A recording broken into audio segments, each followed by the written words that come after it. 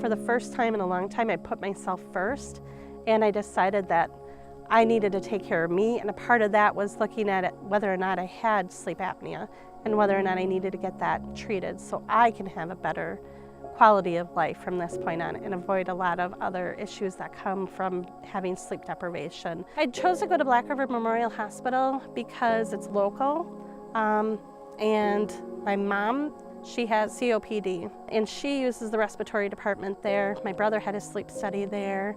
My dad had his sleep study there, so I was already familiar with them, and I got great feedback from them, and I've referred a few clients over there, and they've always come back with really good feedback with the staff and the whole experience. Michelle is just such a genuinely kind person, and I really liked her because she knew a lot about sleep, actually.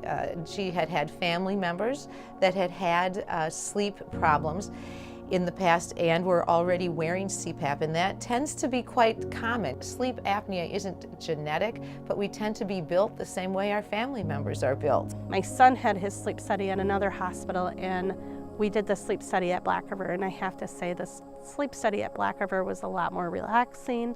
The staff did a really good job making everything just seem normal. For a small hospital, I was really surprised that they had that level of service.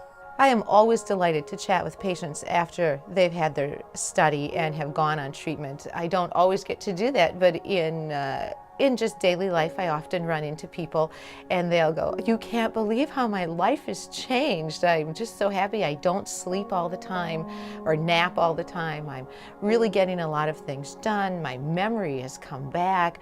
All of those things are the reward for healthcare.